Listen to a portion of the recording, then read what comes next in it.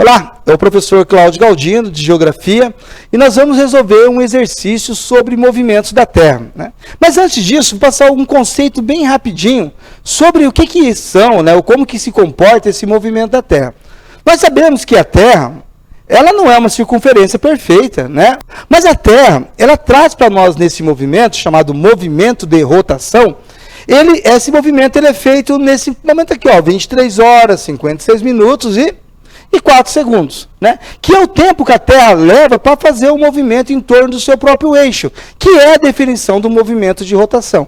Nossa, professor, mas 23 horas e 56 minutos não é o mesmo horário que eu uso no meu relógio. Sim, porque no nosso relógio nós usamos 24 horas, que é o que nós chamamos de dia solar. E como nós chamamos isso aqui? De dia sideral, né? Isso aqui vai dar uma diferença de 3 minutos e 56 segundos, que somados durante 4 anos vai dar o dia 29 de fevereiro, né? O famoso ano bissexto. Mas esse movimento de rotação, ele não traz só isso, a questão do horário aqui, né? A Terra, devido a ela girar em torno do seu próprio eixo, a Terra ela foi deformada. Nas deformações, nós temos bem aqui, ó, nós temos uma dessas deformações. Aqui é a linha do Equador, não é? E a linha do Equador, ela bem aqui no centro da Terra, é como se a Terra ela fosse barrigudinha aqui, ó, né? E isso nós chamamos de abaulamento equatorial.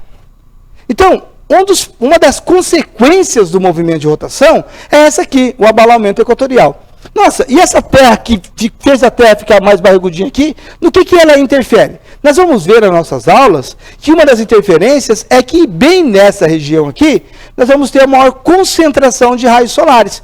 Este é um dos fatores que fazem com que nessa região aqui a temperatura no globo terrestre ele seja mais elevado. Lembrando que este é um dos fatores. Bom, se aqui a Terra é barrigudinha, bem aqui nas extremidades, nós chamamos isso aqui de região polar, não é? Aqui nós temos o abaulamento equatorial. O achatamento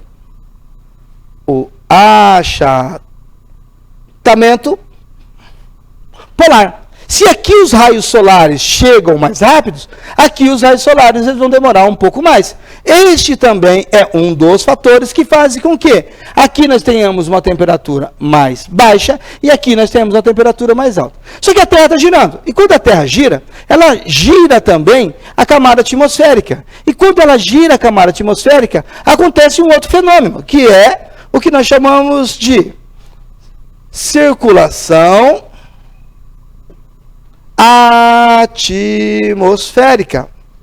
Nossa, professor, tudo isso num único movimento? Veja bem, não acabou, hein? Achatamento polar, abaulamento equatorial, circulação atmosférica. E quando você vai na praia, lembra que você vai lá, marca aquele guarda-sol, você marca a sua família, eu estou aqui, entrou na água do mar. E aí você começa a ser puxado. Que fenômeno que é esse? Chama-se correntes marítimas, que é um outro fenômeno que acontece em decorrência do quê? Do movimento de rotação. Mas agora, nós vamos ter um outro movimento, uma outra consequência, que sem ele não existiria vida aqui na Terra, né? Vamos imaginar que esse movimento é um movimento que eu tenho a honra de dizer para vocês que só eu consigo fazer. Os outros professores não conseguem. Mas qual movimento é esse, professor? Qual consequência é essa, professor? O movimento de rotação, ele também é responsável em fazer isso aqui, ó. Ah, professor, qualquer um faz. Não, mas eu faço certinho, ó. E o que é isso, professor? Ó, o movimento de rotação, ele faz a noite e o dia, né? Sem o movimento de rotação, nós não temos nem noite, nem dia, nem eclipse. Olha só o que eu consigo fazer e entardecer também. Movimentos de rotação, galerinha. Imagine se nós não tivéssemos, imagina o Sol está aqui, raio solar aqui. Se não tivesse o movimento de rotação, aqui seria só o quê? Dia, ferrou. As temperaturas da Terra elas seriam muito elevadas e não teriam vida. Ou, se fosse só assim, noite, também não teria vida, porque as temperaturas seriam negativas ao extremo e também não teríamos vida. O que acontece então?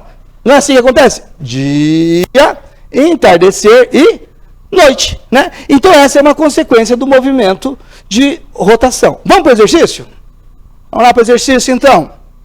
O exercício, bem simples, e fala assim, ó, o movimento de rotação é um dos principais do planeta. Uma de suas consequências é a ocorrência das estações do ano. Estações do ano, ela ocorre com o movimento de translação.